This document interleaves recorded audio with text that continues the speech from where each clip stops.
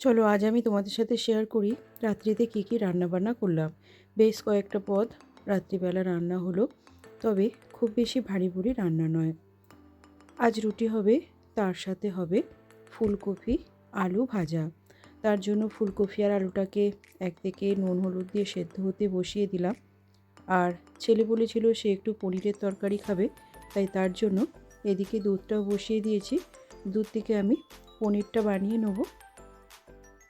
এদিকে দুধটা ফুটতে থাক, আর আমি এদিকে বানাবো একটু লাউয়ের ফুরুলি।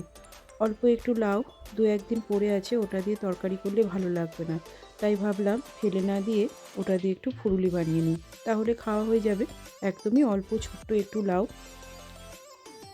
ফুরুলি বানাবো। তার জন্য এদিকে আমি ব্যাটারটাও মাখিয়ে নেব। এদিকে দুধটাও আমার মোটামুটি ফুটে উঠেছে।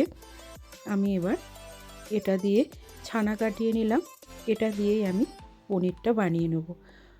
দোকানের কেনা পনিরের থেকে ঘরে বানানো ছানা থেকে পনির খেতে আমার ছেলে একটু বেশিই পছন্দ করে।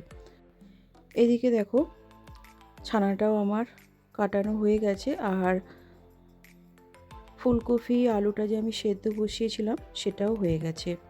জল ঝরিয়ে আমি ফুলকপি আলুটাকে আবারও বসিয়ে দিলাম ভাজার জন্য। ওই ফাঁকে আমি রুটিটাও বেলে রেখেছিলাম, সেটাও ভেজে নেব। অনেকগুলোই রান্না হবে, রুটি, ফুলকপি আলু ভাজা, লাউ ফুরুলি, সাথে পনিরের তরকারি। সব কিছু হতে হতে পনিরটাও আমার হয়ে গেছে, মানে পনিরটা জাঁত দিয়ে রেখেছিলাম সেটাও হয়ে গেছে। এদিকে আমি পনিরটাও বসিয়ে দিলাম। আজকের ব্লগটা কেমন লাগলো জানিও, ভালো লাগলে লাইক শেয়ার সাবস্ক্রাইব করে রেখো।